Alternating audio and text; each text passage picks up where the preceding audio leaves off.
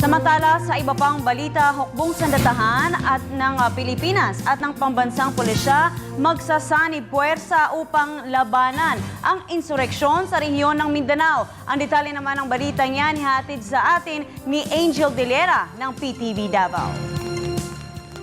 Isang Joint Letter Directives o JLD ay pinangunahan ng AFP at PNP at nagkaroon ng isang closed-door meeting upang lutasin ang usaping insurgency dito sa Mindanao at ang pagpuksa sa mga ito lalong-lalo na ng mga NPA o New People's Army.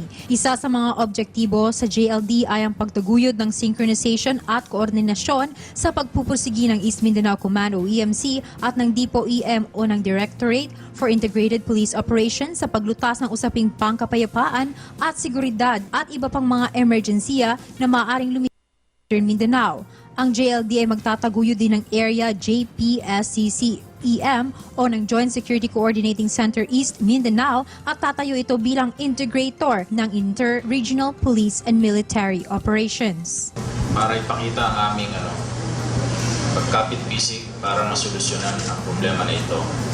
Ngunit gaya ng nasabi ko kanina, ang solusyon sa problema na ito ay hindi nakasalalay sa kamay ng AFP-PNP lang.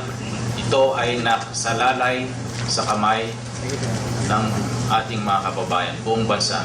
Yung development makarating na sa mga dulo, yung mabigyan na natin ng kuryente, yung mga barangay na wala pang kuryente, yung mga kalsadang wala pang hindi pa nasesemento, para ma-uplift natin yung kabuhayan ng ating mga kababayan.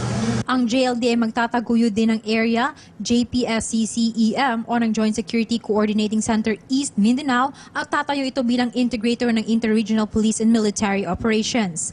Sa JLD, isa rin sa kanilang tututukan ay ang darating na eleksyon kung saan makikipag-ugnayan ng AFP at PNP sa COMELEC para sa matiwasay at mapayapang eleksyon. Para sa Telebisyon ng Bayan, Angel